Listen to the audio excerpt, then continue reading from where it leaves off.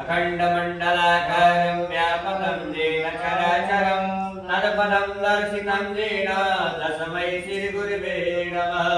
स्वस्ति प्रजाभ्यो परिपालयन्तां न्यायेन मार्गेण महीं महिषम् गोब्राह्मणेभ्यो शुभमस्तु नित्यं लोकाः समस्ताः सुखिनो भवन्तु।